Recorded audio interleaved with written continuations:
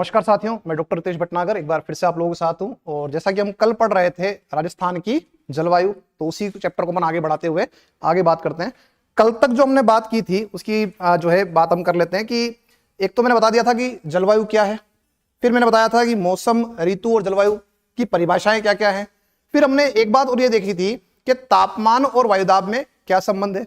फिर हमने ये पढ़ा था कि पवन संचरण कैसे होता है, पवनें कहां से कहां की ओर चलती है। तो हमको ये पता लग गया था कि पवनें हमेशा कहां चलती है, उच्च दाब से निम्न दाब की ओर चलती है, हाई प्रेशर से लो प्रेशर की ओर चलती है, ठंडे क्षेत्र से गर्म क्षेत्र की ओर चलती है। और साथ ही हमने ये बात भी की थी कि राजस्थान की जलवायु को प्रभावित करने वाले कारक कौन कौन से हैं, वो सारे कारक अपन ने देख लिए थे। अब उन कारकों को मैं एक बार फिर से आप लोगों के सामने जो है डायग्राम के माध्यम से रख रहा हूं और उसके बाद फिर हम जो है आगे यहां से बढ़ते हुए चलेंगे। देखो, जो कारक मैंने आपको बताए थे उनमें से एक कारक आपका क्या था, अरावली पर्वतमाला की स्थिति। और मैं आपको बता चुका हूं कि अरावली पर्वतमाला की जो स्थिति थी वो कैसी थी, कुछ इस तरह से आपकी है, इस तरह से। ये इस तरह की स्थिति बनने से क्या हो रहा है कि जब आपका अरब सागरीय मानसून आता है तो यह जो आपका मानसून है ये अरावली के समानांतर आगे बढ़ जाता है। इसको कोई रोकने वाला है नहीं। तो जब कोई रोकने वाला है नहीं तो क्या होगा, इस वाले भाग में कम वर्षा होगी। क्या होगी?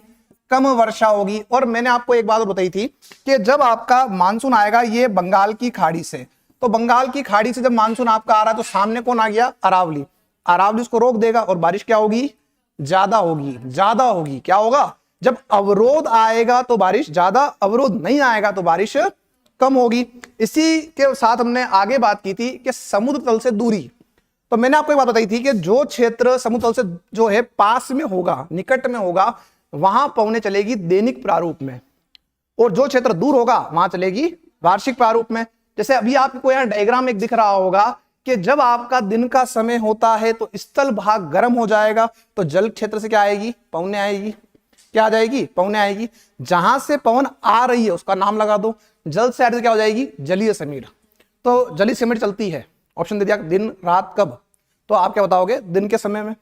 इसका उल्टा कर दो कि रात्रि के समय में क्या हो जाएगा, स्थल भाग ठंडा हो जाएगा और अब क्या होगा, पवनें जो आपकी है वो स्थल से कहां जाएगी, जल की ओर जाएगी। और जब ऐसा होगा तो ये क्या हो जाएगा आपका, ये हो जाएगा आपका स्थलीय समीर। क्लियर? ये अपन ने कल बात की थी, डायग्राम बनाया था और आप लोगों ने नोट भी किया था। अब इसी क्रम में आगे अपन ने बात की थी तल से ऊंचाई। समुद्र तल से क्या हो रहा है, ऊंचाई। और इसका इंपैक्ट क्या आ रहा है, इसका इंपैक्ट ये आता है कि ऊंचाई पर जाने पर तापमान घटता है, जिसकी एक दर मैंने आपको लिखवाई थी, एक दर आपको बताई थी। और वो क्या दर थी कि प्रति 165 मीटर की ऊंचाई पर 1 डिग्री सेंटीग्रेड तापमान क्या होता है, घटता है। और वो कहां घटता है, क्षोभ मंडल तक। कहां तक घटता है, क्षोभ मंडल तक घटता है। और दोस्तों इसी बात को मैंने आपको ऐसे भी याद करवाया था कि अगर आपसे ये पूछ ले कि 1 किलोमीटर पे कितना तापमान घटेगा, तो जब आप बात करते हो 1 किलोमीटर की, तो 1 किलोमीटर की हाइट पे जाने पर 6.5 डिग्री सेंटीग्रेड तापमान आपका घटता है। ठीक है। अब आप जब बात करते हो आरएस का एग्जाम देने के लिए, तो देखो ये जो चीजें बेसिक है वो कोई नहीं पूछेगा। अब क्या पूछेगा, आरएस के अंदर जा रहे हो तो क्या पूछेगा, डायरेक्ट ये पूछ लिया, बताओ 1000 फीट पे कितना घटेगा। क्योंकि आपने 165 को जो है रटा हुआ है, 1 किलोमीटर को भी आपने रट लिया है। लेकिन अब क्या पूछ सकता है, अब ये पूछ सकता है नया क्वेश्चन कि 1000 फीट पर जाने पर क्या होगा। तो आप ये बोलोगे 3.6 फ़ारेनहाइट जो आपका है ये टेम्परेचर आपका घटेगा। क्लियर सभी का? तो ये अपन ने कल पढ़ा भी था। आगे यहां पे बढ़ते हैं। इसका इंपैक्ट क्या था वो मैंने बताया था आपको। क्या बताया था कि जो क्षेत्र ऊंचे होते हैं वहां पे तापमान कम रहता है, जैसे माउंट आबू। जैसे क्या, माउंट आबू अपना है ना, इस तरह से भारत में हिमालय। अब चलते हैं, मैंने आपको बताया था, बहुत अच्छा डायग्राम बना के मैंने आपको बताया था, वनस्पति आवरण। जहां पे वनस्पति का आवरण होगा वहां पे पवनें टकराकर रुक जाएगी, और जहां आवरण नहीं है वहां जो आपकी पवनें वो क्या हो जाएगी, समानांतर आगे बढ़ जाएगी। तो जहां रोकने वाला है वहां बारिश होगी, और जहां रोकने वाला नहीं है वहां बारिश कम होगी या नहीं होगी। और उसके बाद में हमने एक और बात यहां पे की थी, भौगोलिक स्थिति, कि आप कहां बैठे हो। कल मैंने एक ग्लोब बनाया था और आपको बताया था कि आप कहां बैठे हुए हैं।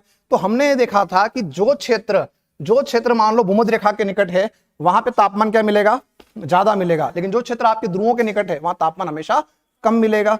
और हमने एक बात और यहां जोड़ी थी कि जब आप भूमध्य रेखा से कहां जाओगे, ध्रुवों की ओर जाओगे। कहां जाओगे, ध्रुवों की ओर जाओगे, तो क्या होगा, धीरे धीरे तापमान घटेगा। और जब ध्रुवों से भूमध्य रेखा की ओर आओगे तो धीरे क्या होगा, तापमान बढ़ेगा। क्लियर? तो ये सारी बातें मैं आपके साथ में कल कर चुका था। अब जो हमको पढ़ना है वो पढ़ना है यहाँ पे क्या, वो हमें पढ़ना है कि राजस्थान की जलवायु की विशेषताएं क्या क्या है। राजस्थान की जलवायु की विशेषताएं है ना। तो यहां पे एक प्रश्न बन सकता है कि निम्न में से कौन सा कथन सही है या कौन से कथन सही है। वहां 4 दे दिए और नीचे दे देगा 1 और 2 सही, सभी सही, 1 2 3 सही, 2 और 4 सही। ऐसे क्वेश्चन में ये प्रश्न आपका बन सकता है। तो पहली बात कि राजस्थान की जलवायु जो है वो कैसी है, तो हमने पढ़ा था कि अधिकांश भाग कहां आ रहा है, आपका मरुस्थल में आ रहा है। कहां आ रहा है? और पश्चिमी राजस्थान के अंदर आपकी जलवायु वो कैसी मिल रही थी आपको? उष्ण शुष्क। उष्ण शुष्क। तो हम यहां कह सकते हैं कि हमारे यहां जो जलवायु है वो कैसी है? उष्ण शुष्क प्रकार की है। तो उष्ण शुष्क जलवायु है हमारे राजस्थान की, पहला। सेकंड बात, ये राजस्थान की स्थिति कौन से कटिबंध में है। तो जब मैंने आपको बताया था अक्षांशों के माध्यम से कटिबंध का निर्धारण करना बताया था, तो मैंने आपको ये कहा था कि राजस्थान का अधिकांश भाग कहां आ रहा है? कर्क से ऊपर, और जो भाग कर्क से ऊपर आता है वो किस में आएगा? उपोष्ण कटिबंध में। तो आप ये कह सकते हैं कि जो राजस्थान आपका है उसकी जो स्थिति बनती है वो बनती है उपोष्ण कटिबंध में। तो उपोष्ण कटिबंधीय स्थिति। और उपोष्ण कटिबंध का मतलब क्या बताया था? उप उष्ण। यह उष्ण की तुलना में कम गर्म है। जैसे भूमध्य रेखा पे क्या होता है कि जब आप बात करते हो उपोष्ण की, तो मैंने आपको एक चीज बताई थी कि ये 0 डिग्री और 0 से लेकर कर्क, 0 से लेकर कौन? कर्क। तो 0 से लेकर कर्क तक जो आपका है वो कौन है? उष्ण कटिबंध। कौन है? और यहां पे कौन है? उपोष्ण। कर्क से ऊपर कौन है? उपोष्ण है, 35 तक है ये। अब यहां एक बात तो समझो, ये कौन है? उष्ण। और ये कौन है? उप उष्ण। इसकी तुलना में कम गर्म। अब कैसे कम गर्म समझो। यहां पर 12 महीने गर्मी है। क्या है यहां पे उष्ण कटिबंध में? 12 महीने गर्मी। लेकिन जैसे आप उपोष्ण कटिबंध में आओगे तो वर्ष के 2 या 3 महीने ऐसे होंगे जो ठंडे होंगे। और हम यहां देखते हैं कि हमारे यहां जो है दिसंबर और जनवरी जो है वो ज्यादा ठंडा है। कौन सा ठंडा आपका क्षेत्र है? तो आपका टाइम पीरियड है। तो दिसंबर और जनवरी जो हमारा है वो ठंडा टाइम पीरियड। यानी कि क्या हुआ? धीरे धीरे क्या हुआ? यहाँ पे आपका सर्दी बढ़ रही है, या सर्दी का जो है आपका मौसम आने लग गया है। तो इसीलिए ये किस में आ रहा है? आपका उपोष्ण में। तो हम यह कह सकते हैं कि राजस्थान उपोष्ण कटिबंध में है। इसीलिए राजस्थान में सर्दी और गर्मी की दोनों की ऋतुएं हैं। किसी ऋतु है? सर्दी की भी है और गर्मी की भी ऋतु है। इस बात का अपने को ध्यान रखना है। आगे यहां से बढ़ते हैं और कुछ बात और जोड़ लेते हैं कि जब आपकी स्थिति उपोष्ण कटिबंध में बन रही है तो एक और बात यहां जुड़ जाएगी, मानसूनी वर्षा। क्या हो जाएगा? मानसूनी वर्षा। तो आपके यहां जो वर्षा प्राप्त हो रही है वो किससे हो रही है? मानसून से। मानसून कब आता है? जनवरी में के आपका जून के अंदर कब आता है? जून में आ रहा है, यानी ग्रीष्मकाल में मानसून आ रहा है। तो हमारे यहां जो बरसात होती है वो किससे होती है? ग्रीष्मकालीन मानसून से हमारे यहां पे वर्षा होती है। किससे होती है वर्षा? हमारे यहां ग्रीष्मकालीन मानसून से हमारे यहां पे वर्षा होती है। इसका हमें ध्यान रखना है। जब आपने वर्षा को यहां लिख दिया तो वर्षा की कुछ बातें और भी करनी पड़ेगी। कि क्या बात यहां करनी है हमें? तो हम यहां एक बात जोड़ लेते हैं कि वर्षा को लेकर यहां पे क्या क्या चीजें हैं। तो एक तो मुख्य बात है वर्षा की अनिश्चितता। वर्षा की अनिश्चितता। अनिश्चितता मतलब क्या हुआ? कि बारिश होगी या नहीं होगी, कोई फिक्स नहीं है। कोई फिक्स नहीं है कि बारिश होगी या नहीं होगी। ठीक है।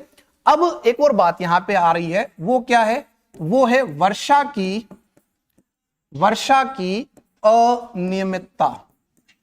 अनियमित का मतलब क्या हो रहा है? अगर मान लो बारिश हो भी रही है तो कितनी होगी? जैसे मान लो उदयपुर शहर में भी आप बैठे हैं और उदयपुर शहर का जो टेम्परेचर, जो आपका एवरेज रेनफॉल है वो कितना है? 76 सेंटीमीटर।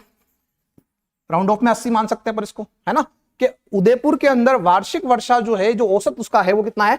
76 सेंटीमीटर का है। लेकिन क्या हमेशा ऐसे ही होता है कि इतना हो जाती है बारिश? कभी इससे कम हो जाती है, कभी इससे ज्यादा होती है। जैसे इस बार क्या हुआ? इस बार से ज्यादा हुई। और जब ज्यादा हुई तो क्या हुआ? हमारे उदयपुर क्षेत्र में बाढ़ जैसी स्थितियां बनी। जो क्षेत्र नदी के पेटे में है वहां पे बाढ़ जैसी स्थितियां बनी।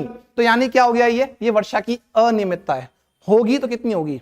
कभी कभार तो ये होता है कि एवरेज से कम बारिश होती है तो हमारे जो है झीलें हमारी है वो खाली जाती है। तो ये पूरे राजस्थान की समस्या है, केवल उदयपुर की नहीं, है ना। तो हम ये कह सकते हैं कि राजस्थान में वर्षा को लेकर अनियमितता और अनिश्चितता मिलती है। अब एक बात समझो, जब वर्षा को लेकर अनियमितता और अनिश्चितता मिलेगी तो ये किस में बदलेगी?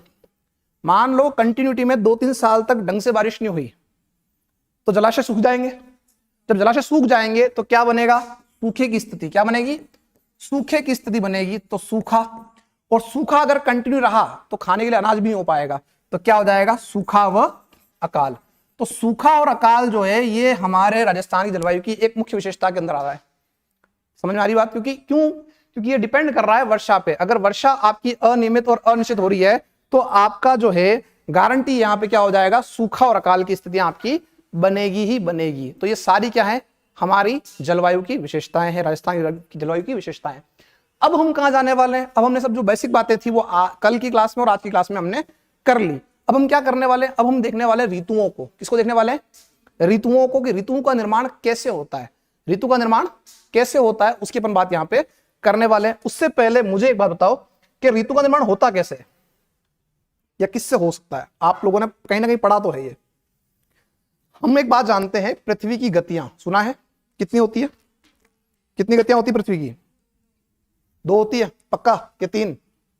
2 गतियां हैं। कितनी गतियां हैं पृथ्वी की? तो हम यहां बात कर लेते हैं पृथ्वी की गतियों की। गतियां इसलिए मैं यहां पर इंक्लूड कर रहा हूं क्योंकि आप लोग जब पढ़ रहे हो कि ऋतु निर्माण तो उसमें गतियां आएगी आएगी। 2 गतियां आपने कहा, कौन कौन सी गतियां हैं? किसी से पूछूं मैं?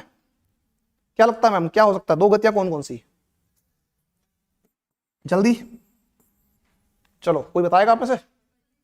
Very good. एक तो है परिभ्रमण और एक आपका हो जाएगा परिक्रमण। परिभ्रमण और परिक्रमण दोनों क्या है? ये गतियां हैं, तो है ना पृथ्वी की। एक तो हो गई परिभ्रमण गति और एक हो गई परिक्रमण गति। परिभ्रमण से क्या होगा उसको देखो पहले तो। भाई परिभ्रमण होता क्या है? अपने स्थान पे घूमना, अपने अक्ष पर घूमना, उसे हम क्या बोलेंगे? परिभ्रमण। और परिक्रमण क्या हो जाएगा? सूर्य के चारों ओर परिक्रमा करना, वो क्या हो जाएगा? परिक्रमण हो जाएगा। क्लियर यहां तक सभी का? तो अब यहां पे एक बात समझो, जब पृथ्वी अपने अक्ष पर घूम रही है तो उससे यह होगा कि जो भाग सूर्य के सामने है वहां पे क्या हो जाएगा? दिन, और जो भाग बैक साइड में उसमें क्या हो जाएगा? रात। तो हम ये कह सकते हैं कि परिभ्रमण गति से क्या बनता है? परिभ्रमण गति से दिन रात का निर्माण होता है। किसका निर्माण होता है? दिन रात निर्माण किससे होता है? परिभ्रमण गति से। जबकि परिक्रमण में क्या हो रहा है कि पूरा जो है सूर्य का चक्कर लगा रही है, और उस पूरे चक्कर को लगाने में कितना समय लगता है? 1 साल। 1 साल मतलब क्या हो गया? 365 दिन। और उससे क्या हो रहा है? उससे हमारी जो है ऋतुएं बनेगी। क्या बनेगी? ऋतु बनेगी। तो हम ये कह सकते हैं कि ऋतु निर्माण किससे होता है? ऋतु निर्माण आपका हो जाएगा परिक्रमण से। कोई आपत्ति किसी की? दोनों बातें समझ आ चुकी है कि ये क्या है और ये क्या है। अब इसी संदर्भ में अपन आगे बात करेंगे, परिक्रमण के बारे में बात करते हैं। तो जब परिक्रमण के बारे में बात करते हो तो परिक्रमा किसकी लगाई जा रही है? सूर्य की। अब पहली बात तो ये कि परिक्रमा समझ आ चुकी है आप लोगों को।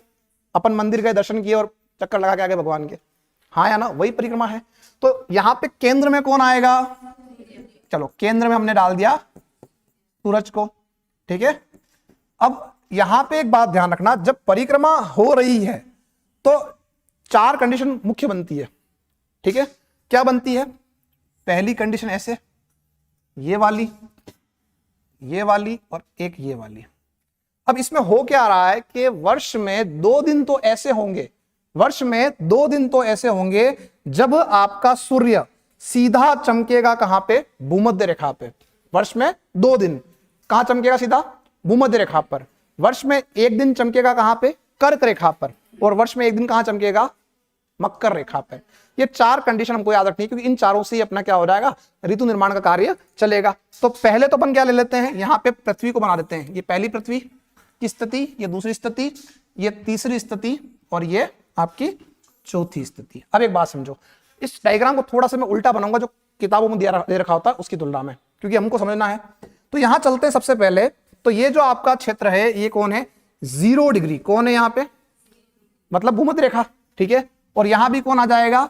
0 डिग्री, यानी कि भूमध्य रेखा। वर्ष में 2 दिन भूमध्य रेखा पे सीधा चमक रहा है सूर्य। अब चलते हैं ऊपर, आप यहां आते हैं तो यहां पर देखो साथियों, ये भूमध्य रेखा और भूमध्य रेखा के दक्षिण में क्या आ जाएगी? मकर रेखा। क्या आ जाएगी? मकर रेखा। तो यहां पे आपका 1 दिन ऐसा हो रहा है जब सूर्य चमक रहा है सीधा कहां पे? मकर रेखा पे। अब चलते हैं नीचे की तरफ, यहां पे तो ये भूमध्य रेखा और भूमध्य रेखा के ऊपर कौन आ जाएगा? कर्क रेखा। तो यानी कि वर्ष में एक दिन जो है सूर्य कहां चमक रहा है? सीधा आपका कर्क रेखा पे, कोई आपत्ति। अब कब चमक रहा है, कब चमक रहा है उसको अपने को देखना पड़ेगा।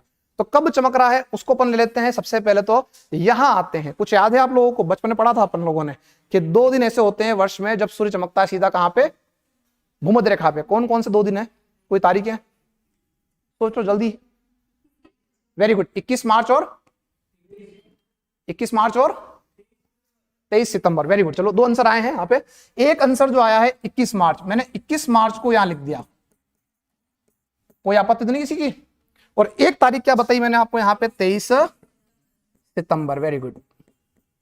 चलो अब क्या करना है, यहां से स्टार्ट कर लेते हैं अपन। ठीक है, मार्च महीने से स्टार्ट कर रहे हैं, 3 महीने आगे चले जाओ जल्दी से। मार्च में क्या आएगा? अप्रैल, मई और जून। चले गए तो कहां आके रुकोगे? यहां से आपने गाड़ी चलाना स्टार्ट किया, 3 महीने बाद कहां आके रुक रहे हो? कर्क रेखा पे। समझ में आ रही बात? अब ये जो तारीख आपकी है वो कौन सी है? वो है 21 जून। क्या है? 21 जून। अब वापस चलो आगे 3 महीने, चलते जाओ फटाफट से। जुलाई, अगस्त और सितंबर। आ गया सितंबर। वापस जाओ 3 महीना फटाफट पर, अक्टूबर, नवंबर और दिसंबर। और दिसंबर में तारीख क्या हो जाएगी? 22 दिसंबर। तो 22 दिसंबर को कहां चमक रहा है? मकर पे। वापस जाओ 3 महीने आगे, जनवरी, फरवरी और मार्च।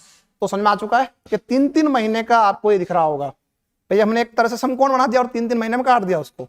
ठीक है, अब यहां पे एक बात और जोड़ लेते हैं अपन कि इसमें कौन कौन सी ऋतु है, कब कब बनेगी। अब आपको चीजें क्लियर हो चुकी है, हो गई या नहीं होगी?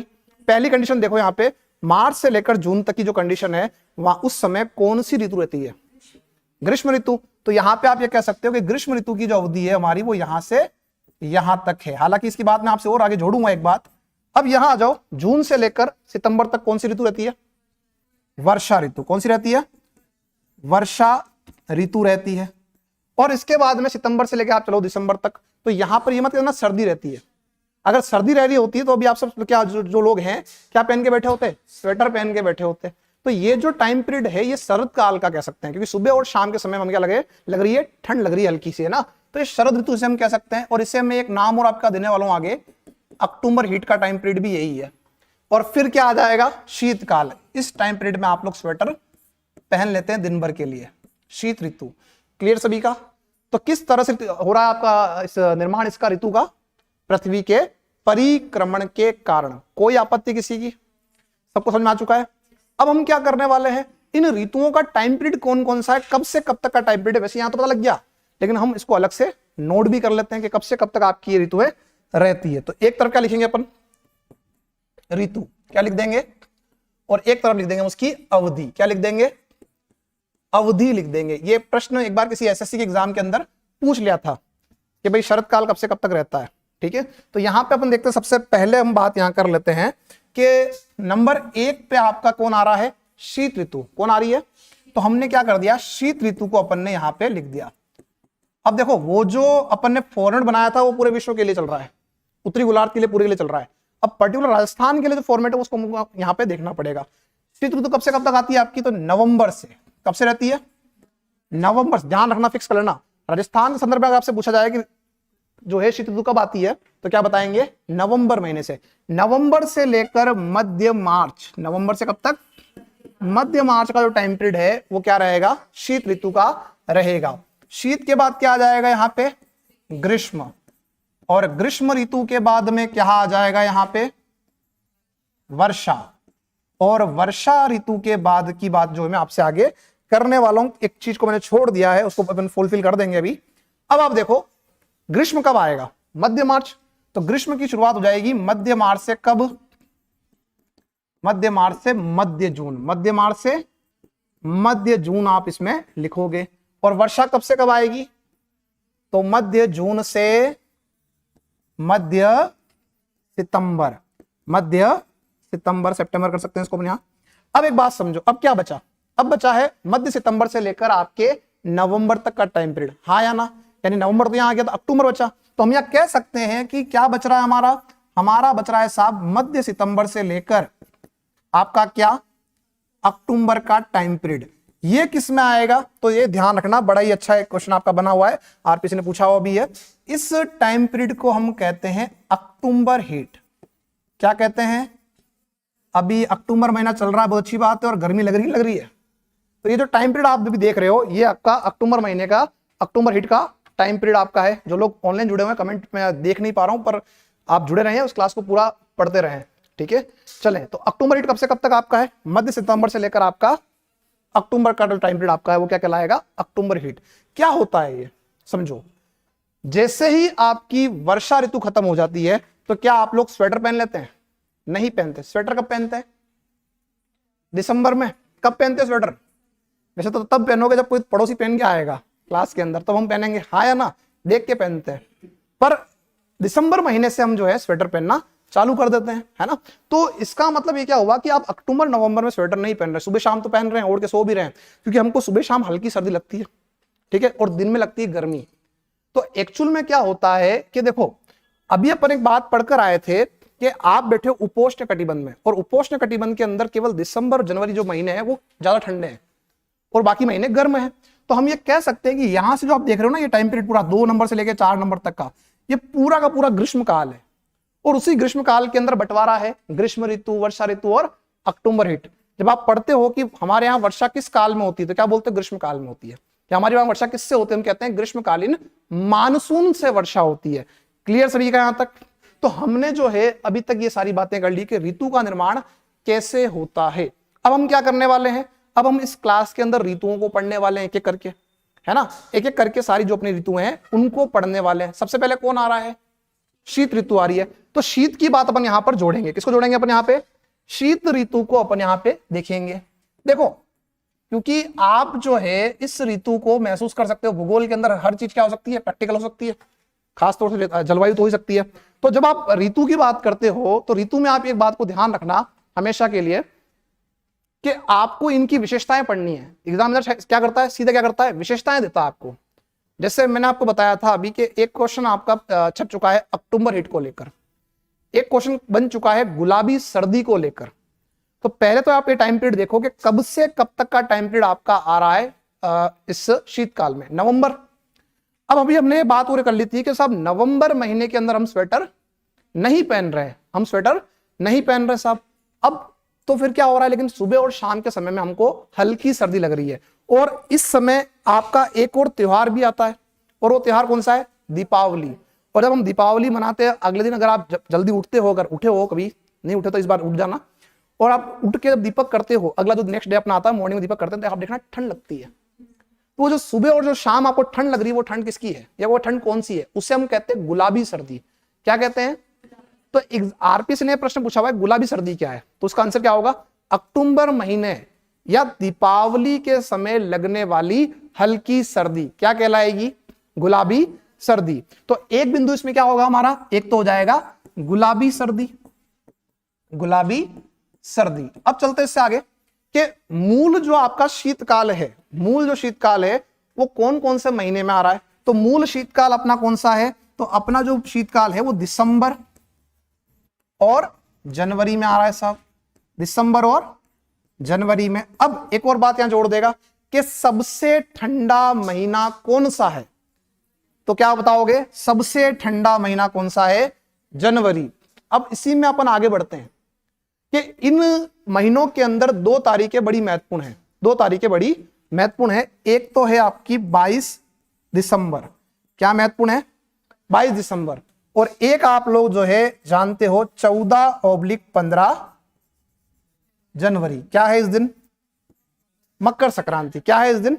अब एक बात समझो, भौगोलिक आधार पर जो मकर संक्रांति हम मनाते हैं वो मनाते हैं 22 दिसंबर को।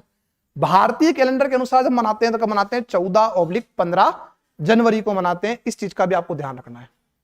मकर संक्रांति मतलब क्या हुआ कि सूर्य का सीधा चमकना मकर पे। सूर्य का कहां चमकना? जब सूर्य सीधा चमकेगा मकर पे तो उसे हम क्या बोलेंगे? मकर संक्रांति। जब चमकेगा कर्क पे तो क्या बोलेंगे? कर संक्रांति। अब आप भी देखो कि हमने एक डायग्राम बनाया था और हमने ये देखा था कि जो सूर्य आपका है वो सीधा चमक रहा है मकर पे। कब? तो मकर संक्रांति कब हुई? अब एक और बात यहां ध्यान रखो फिर सर, ये 14/15 क्या है? तो ये भारतीय कैलेंडर के अनुसार आप 14 और या 15 तारीख को आप क्या मनाते हो? मकर संक्रांति मनाते हो। एक आपको पता होना चाहिए, स्वामी विवेकानंद कहते हैं उनका जन्म भी कब हुआ था? मकर संक्रांति के ऊपर। उनका तारीख क्या आती है? बर्थ डेट क्या है उनका? 11 या 13 कुछ तो है, 13 है, बिल्कुल गलत हो तुम, है युवा हो तुम, कुछ तो मनाते होंगे, हैं युवा दिवस के रूप में मनाते हैं। तो वो भी किस पे आ रहा था आपका, जनवरी महीना आ रहा था। अब आप सोचो उनके जन्म के समय जो है मकर संक्रांति इससे पहले आ रही थी, आप जब पैदा हुए तब कब आई, 14 जनवरी को हुई। और अभी हम क्या देख रहे हैं कि आधा दिन 14 तारीख का और आधा दिन कब का, 15 तारीख का। और ये कम से कम रहेगा 76 वर्षों तक, जिसमें से कुछ साल निकल चुके हैं। यानी जब तक आप जिंदा रहोगे तब तक आपको ये कंडीशन देखने मिलेगी कि आधी संक्रांति इधर है और आधी संक्रांति इधर है। इसके बाद में क्या होगा कि आपकी मकर संक्रांति कब आएगी, 15 जनवरी को आएगी। कब आएगी, 15 जनवरी को आएगी। इसका आपको ध्यान रखना है। अब हम चलते हैं इससे अपन आगे कि जनवरी महीने के अंदर और क्या घटना घट रही है, या इस टाइम पीरियड के अंदर और क्या घटना घट रही है। तो ये ध्यान रखना साथियों कि इस समय एक चीज महत्वपूर्ण हो रही है, वो है मावट। क्या है, मावट। और कई बार मावट को लेकर प्रश्न बनता है। हम लोग जानते हैं सिंपल सी एक भाषा के अंदर कि मावट क्या है। तो मावट शीतकाल में होने वाली वर्षा है। और मावट की वर्षा किससे होती है, तो भूमध्य सागरीय चक्रवात से। वेरी गुड, मैं यही चाह रहा था। अब आपने अभी ये बताया कि साहब मावट की वर्षा होती है भूमध्य सागरीय चक्रवातों से, तो पहले तो ये दिमाग लगाओ कि भूमध्य सागर है कहां। फर्स्ट जो हमारी बात आती है, क्योंकि हम ज्योग्राफी पढ़ रहे हैं, तो भूमध्य सागर कहां है हमें उसका ज्ञान होना चाहिए। तो यहां पे थोड़ा सा अपन जो है एक छोटा सा नक्शा बना देते हैं विश्व के अंदर का, जो अपने काम का उसी का। तो सबसे पहले तो हमको ये पता होना चाहिए कि विश्व में भूमध्य सागर की स्थिति कहां बन रही है। ठीक है, ये कुछ इस तरह से अपन ने अफ्रीका और इसको भारत का बना दिया पोर्शन। और यहाँ पे आपका कौन है, इधर ऊपर आपका हो जाएगा यूरोप, और इस तरफ वाली जो आपकी है जमीन वो एशिया की हो जाएगी। ठीक है, ये आपका हो जाएगा एशिया वाला पोर्शन, ये हो जाएगा अपना यूरोप वाला क्षेत्र, और ये हो जाएगा अफ्रीका। अब हमको पहली बात ये पता होना चाहिए कि भूमध्य सागर कहाँ है। तो ध्यान रखना दोस्तों, बोर्ड पर बनाओ मानचित्र है, इसको समझना। यहां पे यानी कि अफ्रीका और यूरोप के मध्य का जो भाग है जल वाला, उसे हम कह रहे हैं भूमध्य सागरीय सागर क्षेत्र है ना, तो इसे हम भूमध्य सागर कह रहे हैं। और भूमध्य सागर का जो निकट का एरिया है वहां पे जलवायु कैसी मिलेगी, भूमध्य सागरी, जहां पे शीतकाल में बारिश होती है। अब यहां एक बात समझो कि शीतकाल में यहां से पौने कहां आ रही है, भारत की ओर आ रही है, और ये जल लेकर आ रही है, और इनसे क्या हो रहा है, वर्षा हो रही है। इनसे क्या हो रहा है, वर्षा हो रही है। ठीक है, तो जब इनसे वर्षा हो रही है तो हम इसे क्या बोल रहे हैं, एक नाम और दे रहे हैं, मावट तो बोल ही रहे हैं, एक नाम और दे रहे हैं पश्चिमी विक्षोभ। पश्चिमी विक्षोभ या वेस्टर्न डिस्टर्बेंस इसे हम कहते हैं। ऐसा क्यों कहते हैं उस चीज को आप समझिए। पहले तो देखो, शीतकाल का समय है, तो कल की क्लास को थोड़ा याद कर लो कि यहां पर यानी भारत के अंदर शीतकाल में तापमान कैसा रहेगा, अधिक रहेगा, कम रहेगा, और दाब कैसा रहेगा, उच्च रहेगा या अधिक रहेगा। क्लियर। तो अब वापस से वो फॉर्मूला याद करो कि पौने कहां से कहां चलेगी, पौने कहां से कहां चलेगी दोस्तों, हाँ, उच्च दाब से निम्न दाब की ओर चलेगी। चलिए, वेरी गुड। तो जब उच्च दाब से निम्न दाब की ओर चलेगी, तो भारत में तो ऑलरेडी उच्च दाब है, भारत में क्या है, उच्च दाब है, तो पौने यहां पर आनी चाहिए कि नहीं आनी चाहिए। उच्च दाब का क्षेत्र बन रहा है, तो इस क्षेत्र में पौने आनी चाहिए या नहीं आनी चाहिए, नहीं आनी चाहिए ना, उच्च दाब का क्षेत्र तो नहीं आनी चाहिए, पर फिर भी पौने आ रही है। ऐसा कारण क्या है, तो समझो यहां पे कि हमने पहली बात तो ये की कि भूमध्य सागरीय क्षेत्र से क्या हो रहा है, क्या हो रहा है आपका, पौने आ रही है ना। एक सेकंड रुकना।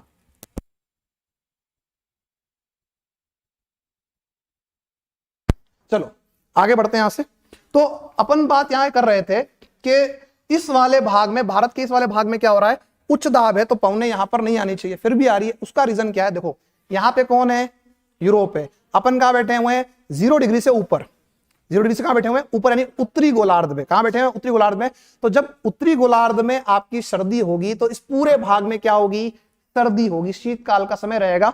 ये वाला पोर्शन हमारी तुलना में ऊपर है, यानी अक्षांशीय आधार पे क्या है, उच्च अक्षांश का क्षेत्र है, तो यहां पर हमारी तुलना में ठंड जो है वो ज्यादा रहेगी। ठंड क्या रहेगी, ज्यादा रहेगी, है ना। तो अब इसका और इसका कंपैरिजन लेके चलना है। किसका लोगे, इस क्षेत्र का इस क्षेत्र से कंपैरिजन करना है। यहां का तापमान माइनस में रहता है, इसलिए क्या होती है, यहां पे बर्फ गिरती है। क्या गिरती है, बर्फ गिरती है। तो यहां पर आप जब तुलना करोगे तापमान की, मैं कलर थोड़ा चेंज करता हूं इसका, तुलना जब करोगे तापमान की, तो भारत की तुलना में यहां पर तापमान कम है और भारत की तुलना में यहां पर वायुदाब क्या हो जाएगा, उच्च हो जाएगा। अब आ जाओ यहां पे कि इसकी तुलना में भारत में शीतकाल में यूरोप की तुलना में तापमान क्या हो रहा है, उच्च, और दाब क्या हो रहा है, निम्न। क्योंकि हमारे यहां पर राजस्थान की बात करूं या उत्तर भारत की बात करूं, हिमालय को छोड़ के, तो कहीं पे बर्फ नहीं गिर रही है, कहीं पे बर्फबारी नहीं हो रही है क्या साहब, नहीं हो रही है। इसका मतलब इसकी तुलना में जो है हमारे यहाँ तापमान ज्यादा है। अब आपका जो है फॉर्मूला बन चुका है, हाँ या ना, कि पवने कहां से कहां चलेगी, पवने चलेगी उच्च दाब से निम्न दाब की ओर। और यह जो पवने कहां से आ रही है, ये पवने आ रही है जल क्षेत्र से, तो जल क्षेत्र से क्या लेकर आएगी, जल लेकर आएगी। क्या लेकर आएगी, जल लेकर आएगी। तो साहब ये जल लेकर आ रही है पवने, है ना, ये पवने क्या लेकर आ रही है, जल लेकर आ रही है। अब जब ये जल लेकर आ रही है तो इससे भारत में वर्षा कम क्यों हो रही है, जब ये जल लेकर आ रही है तो इससे भारत में वर्षा कम क्यों हो रही है। तो उसका एक सिंपल सा कारण है दोस्तों, कि जब ये जल उठा के यहां से यहां तक आ रही है तो बीच में पूरा का पूरा क्या है, स्थल भाग है, पूरा का पूरा क्या है, स्थल भाग है, कहीं पर भी जलीय भाग नहीं है। तो जब ये यहां से यहां आएगी तो यहां पर क्या करती जाएगी, वर्षा करते हुए आएगी, और यहां से यहां तक आते आते क्या हो जाएगा, जल की मात्रा कम हो जाएगी। तो यहाँ पे ये क्या करेगी, कम वर्षा करेगी। क्या करेगी, यह कम वर्षा करेगी। कोई किसी की आपत्ति। अब एक बात समझो, वापस समझो कि अपन ने इसको क्या बोला, भूमध्य सागरीय चक्रवात। तो क्यों बोला, क्योंकि कहां से आ रही है, भूमध्य सागर से आ रही है। मावट एक अपना स्थानीय नाम है इसका, ठीक है। अब इसमें हमने एक और बात की कि इसको हम क्या बोल रहे हैं, पश्चिमी विक्षोभ। क्या बोल रहे हैं, पश्चिम विक्षोभ बोल रहे हैं, या वेस्टर्न डिस्टर्बेंस बोल रहे हैं। पश्चिम विक्षोभ बोल रहे हैं या क्या बोल रहे हैं इसको, वेस्टर्न डिस्टर्बेंस। क्यों बोल रहे हैं इसको समझो। अभी क्लास चल रही है, मैं पढ़ा रहा हूं, आप पढ़ रहे हो आराम से, शांति से, कोई दिक्कत नहीं। अचानक से बाहर बारात निकल गई कोई और बैंड बाजे बज रहे हैं, तो आपका ध्यान कहां जाएगा, आप पढ़ने तो आए नहीं, बाहर ध्यान वहीं जाएगा, बाहर है, कहां जाएगा, फिर भी जाएगा, चलो पढ़ना है, फिर भी हमारा ध्यान कहां जाएगा, बाहर जाएगा साथियों। तो क्यों जा रहा है, वो डिस्टर्ब कर रहा है आपको, है ना, क्या कर रहा है, वो डिस्टर्ब कर रहा है। मेरी आवाज तो कर्कश है, वो मधुर आवाज में गा रहा होगा, तो ध्यान कहां जाएगा, वहां जाएगा आपका, है ना। तो ये क्या हो रहा है कि वो उसने क्या किया, आपका फ्लो बिगाड़ दिया। क्या बिगाड़ दिया, फ्लो बिगाड़ दिया। अब यहां भी ये क्या कर रहा है, मावट क्या कर रहा है, फ्लो बिगाड़ रहा है। आपके यहाँ ऋतु कौन सी है, शीत ऋतु है। आपके यहाँ शीत ऋतु में बारिश नहीं होती है, हमको पता नहीं होती है, लेकिन ये आके आपके यहाँ बारिश कर रहा है, आपकी ऋतु को डिस्टर्ब कर रहा है। और किस दिशा से आ रहा है, पश्चिम से आ रहा है। तो हमने उसको क्या बोला, पश्चिम विक्षोभ या वेस्टर्न डिस्टर्बेंस। कोई आपत्ति किसी की। तो हमारी सारी बातें जो है किसके बारे में थी, मावट के बारे में थी, कि मावट को हम क्या क्या कह रहे हैं साहब। तो मावट को एक तो हम क्या कह रहे हैं, बोलो जल्दी से फटाफट से, मैं लिख देता हूं, पश्चिमी विक्षोभ, इंग्लिश में आ जाए तो वेस्टर्न डिस्टर्बेंस, ठीक है, पश्चिमी विक्षोभ हम कह रहे हैं। और क्या बोल रहे हैं साथियों, भूमध्य सागरीय चक्रवातों से होने वाली वर्षा, या भूमध्य सागरीय चक्रवात, भूमध्य सागरीय चक्रवात। देखो जब अपन भारत के बारे में बात करेंगे तो इसमें एक और सहायक तत्व है जो मावट को लेकर आ रहा है। वो कौन है पता है आपको, वो आपका है पछुआ जेट स्ट्रीम। कौन सी स्ट्रीम है, पछुआ जेट स्ट्रीम। तो यहां पे मावट को लाने में एक का और योगदान है, वो क्या है, पछुआ जेट स्ट्रीम का है, ठीक है। हालांकि जब मैं आपको भारत का भूगोल पढ़ूंगा तो उसमें जब मानसून की उत्पत्ति की बात करेंगे तो जेट स्ट्रीम का सिद्धांत आएगा, ठीक है। अभी इतना समझ लो कि जेट स्ट्रीम जो है एक आपकी पवन धारा है जो कहां चल रही है, सौर मंडल पे चल रही है, और जब ये चलती है पश्चिम दिशा से तो हमसे क्या बोलते हैं, पछुआ जेट स्ट्रीम। और पछुआ जेट स्ट्रीम कब चलती है, शीतकाल में। और ये क्या करती है, हिंद महासागर की तरफ से या जो भूमध्य सागर जो क्षेत्र आपका है वहां से जो आने वाली हवाएं हैं उनको सपोर्ट करके आगे लेके आती है, और इससे क्या करती है, वर्षा कराती है। तो पछुआ जेट स्ट्रीम आएगी शीतकाल में तो भी वर्षा कराएगी, और जब पूर्वा जेट स्ट्रीम आपकी आएगी ग्रीष्म काल में, कहां से आएगी, बंगाल की खाड़ी से आएगी, तो भी वर्षा कराएगी। तो पछुआ भी वर्षा कराती है और पूर्वा भी वर्षा कराती है। पर इसके बारे में डिटेल हम बात करेंगे जब भारत का भूगोल हम पढ़ेंगे। पर भी इतना ध्यान रखना कि मावट को लाने में इसका भी सहयोग है। अब एक बात समझो कि मावट का जो है योगदान क्या है, कोई योगदान है इसका। तो आप इस समय देखो कि मावट कब आ रहा है, शीतकाल में। और शीतकाल में कौन सी फसल उगाते हो आप लोग, रबी या खरीफ, आप उगाते हो कब, क्या उगाते हो साथियों, रबी की उगा रहे हो। अब रबी की उगा रहे हो तो हमारा राजस्थान तो ऐसा क्षेत्र है जहां पे बरसात कम होती है, तो हमारे पास जो है इस समय अगर मान लो जहां पे सिंचाई के साधन नहीं है और वहां पे बारिश हो जाए तो क्या हो जाएगा, वरदान मिल जाएगा फसलों को। तो इसलिए जो है हम क्या करते हैं कि इस मावट की वर्षा को क्या बोलते हैं, इस मावट की वर्षा को बोलते हैं अमृत बूंदे। क्या बोलते हैं, अमृत बूंदे बोलते हैं। इसके अलावा क्या बोलते हैं, सुनहरी बूंदे। क्या बोलते हैं, सुनहरी बूंदें, और सुनहरी बूंदे को क्या बोल देंगे अंग्रेजी में अपन? गोल्डन ड्रॉप्स कह देंगे। तो ये सारी जो बातें हैं वो किसके लिए है? मावट के लिए। और ये क्यों कह रहे हैं? क्योंकि ये रबी की फसल के लिए लाभदायक है। अच्छा, रबी की फसल में भी एक ऐसी फसल है जिसको ज्यादा सिंचाई पसंद नहीं है, और वो कौन सी है? चना। तो यहाँ पे एक ऐसा क्वेश्चन पूछ सकता है आपसे कि मावट की अधिक वर्षा निम्न में से किस फसल के लिए नुकसानदायक है? हालांकि बहुत ज्यादा पानी जो है वो हर फसल के लिए नुकसानदायक हो सकता है, लेकिन मूल रूप से तो किसके लिए? चने के लिए। किसके लिए? चने के लिए। ज्यादा पानी मिलेगा तो ये खराब हो जाएगी। क्लियर सभी का? तो हमने किसकी बात कर ली? मावट की बात कर ली। हमने किसकी बात कर ली? यहाँ पे 22 दिसंबर की बात कर ली, और 14 जनवरी की बात भी हमने यहाँ पे कर ली है। अब क्या आएगा? जनवरी के बाद क्या आएगा? फरवरी। क्या आएगा? फरवरी। लेकिन उससे पहले मैं एक चीज यहां पर ऐड कर दूं, और वो है आपकी शीतलहर। क्या है? शीतकाल में सर्वाधिक ठंड जो है वो किससे पड़ रही है? शीतलहर से। जब शीतलहर चलती है तो अचानक से आपका क्या होता है? टेम्परेचर जो है वो बदल जाता है, टेम्परेचर एकदम क्या हो जाता है? डाउन हो जाता है। ठीक है साथियों, यहाँ पर बिल्कुल जो लोग यहाँ कमेंट कर रहे हैं सभी को धन्यवाद। आप इस क्लास को कंटिन्यू देखते रहना, क्योंकि मैं कभी कमेंट नहीं पढ़ पा रहा हूँ, है ना आप लोगों के। चलिए आगे बढ़ते हैं यहाँ से, और ये क्लास बिल्कुल कंटिन्यू आपको मिलेगी आगे से आगे हर दिन। अब शीतलहर आ कहां से रही है उसकी बात कर लेते हैं। पहली बात तो ये ध्यान रखना कि जब आप शीतकाल की बात करते हो तो हिमालय जो आपका है वहां पे गिरती है बर्फ। क्या गिरती है? बर्फ गिरती है, बर्फबारी होती है। अब उसका हम जो है निकाल देते हैं संबंध राजस्थान से। किस निकाल देते हैं? राजस्थान से। यहां हिमालय आपका, ठीक है, यहां बर्फ गिरी। क्या गिरी? तो यहां जब बर्फ गिरेगी तो तापमान क्या हो जाएगा इसका? कम। और दाब क्या हो जाएगा इसका? उच्च। अब हिमालय का कंपैरिजन कर लो राजस्थान से, तो हमारे पास तो क्या ठहरा? मरुस्थल। तो हमेशा तापमान क्या मिलेगा? ज्यादा ही मिलेगा। तो यहां ताप क्या हो गया? इसकी तुलना में तुलना करनी है, उच्च। और दाब क्या हो गया? आपका हो गया निम्न, या कम कर देता हूं यहां पे, है ना? बन गया संबंध। पवने कहां से कहां चलेगी? उच्च दाब से निम्न दाब की ओर। और ये पवने कहां से कहां चल रही दोस्तों? उच्च दाब से निम्न दाब की ओर। और ये पवने कहां से आ रही है? हिमालय से। तो क्या लेकर आएगी अपने साथ? ठंड लेकर आएगी। और जैसे ही ये ठंडी हवाएं, बर्फीली हवाएं राजस्थान में एंटर करेगी तो राजस्थान का तापमान क्या हो जाएगा? बिल्कुल गिर जाएगा, है ना? और इसे हम क्या बोलेंगे? इसे हम बोलेंगे शीतलहर। क्या बोलेंगे इसको अपन? शीतलहर बोलेंगे। क्लियर सभी का? अच्छा, इसी समय में एक और बात और ध्यान रखना कि एक आपके यहाँ पे और क्या जो है गतिविधि होती है, तो हमारे यहाँ पे वज्र तूफान की स्थिति बनती है। वज्र तूफान की स्थिति बनती है। कुछ ऐसे दिन रहते हैं जब तेज हवाएं चलती है, बूंदाबांदी होती है, फुहार गिरती रहती है, और सूरज जो है वो बिल्कुल गायब हो जाता है। 3-4 दिन ऐसी स्थिति बनी रहती है ना? और वो जो कंडीशन है उसे हम क्या बोल रहे हैं? वज्र तूफान की स्थिति बोल रहे हैं। आपसे क्या पूछ सकता है? तो आपसे पूछ सकता है कि सर्वाधिक वज्र तूफान कहां आते हैं और निम्न कहां आते हैं। तो हमको ये दो बातें ध्यान रखनी है कि सर्वाधिक की जब आपसे बात करेगा कि सर्वाधिक वज्र तूफान कहां आते हैं, तो सर्वाधिक आते हैं आपके झालावाड़ में। कहां आ रहे हैं? झालावाड़ में। और न्यूनतम कहां आते हैं? तो ये न्यूनतम आएंगे गंगानगर के अंदर, यानी श्री गंगानगर के अंदर। श्री गंगानगर के अंदर आपके ये वज्र तूफान आएंगे। तो ये जो अभी अपन ने बात की है, दिसंबर और जनवरी के अंदर जो घटनाएं होती है, मुख्य मुख्य घटनाएं जिनसे आपका एग्जामिनर एग्जाम में क्वेश्चन बनाता है, वो सब ये चीजें ये है। अब फरवरी की बात मैं आपसे करूं अगर, तो फरवरी के अंदर आपको ये ध्यान रखना है कि फरवरी महीने में धीरे धीरे तापमान क्या होता है? अब क्या हो जाएगा यहाँ पे? फरवरी के बाद से जो शीत का प्रभाव है वो कम होने लग जाएगा, और धीरे धीरे करते करते क्या हो जाएगा? आपकी ग्रीष्म ऋतु की शुरुआत हो जाएगी। लेकिन कब?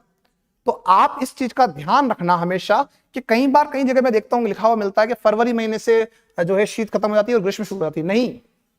नहीं होती है ना? हमेशा ध्यान रखना 21 मार्च, कौन सा टाइम पीरियड? 21 मार्च। क्योंकि इस बार अगर आपने ध्यान दिया हो तो हमें जो है होली के बाद तक ठंड लगी, हाँ या ना? और जब तक आपका 21 मार्च की समय अवधि नहीं आएगी तब तक आपको रात्रि के समय तो ठंड लगेगी ही लगेगी। तो हम ये कह सकते हैं कि 21 मार्च से शीतकाल खत्म हो जाता है और ग्रीष्मकाल का प्रारंभ हो जाता है। तो ये टाइम पीरियड जो आपका है उसको आप ध्यान रखना, समय अवधि आपके लिए बड़ी महत्वपूर्ण है कि कौन सा जो है आपकी ऋतु किस समय में रहेगी। तो आगे यहां से अपन बढ़ते, काफी कुछ अपन ने पढ़ लिया है। अब अपनी बारी आ रही है किसके बारे में? लिखने की बारी अपने यहां आ रही है, तो अपने उसकी बात भी कर लेते हैं।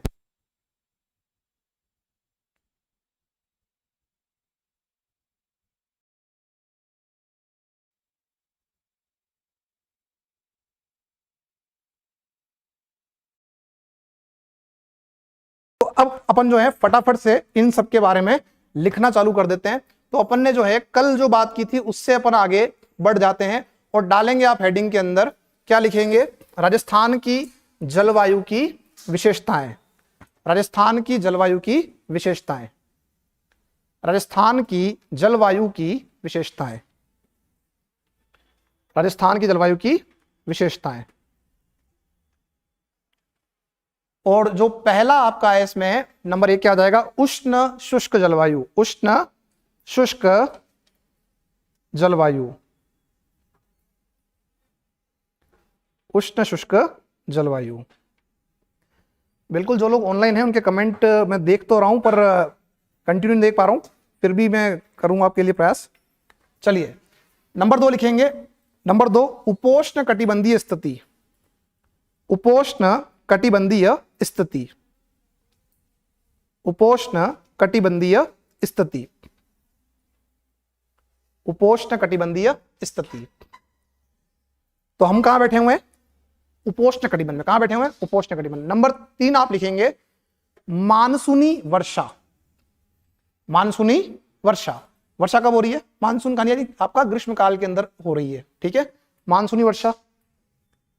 नेक्स्ट नंबर 4 पे आप लिखेंगे, नंबर 4 क्या आ जाएगा, वर्षा।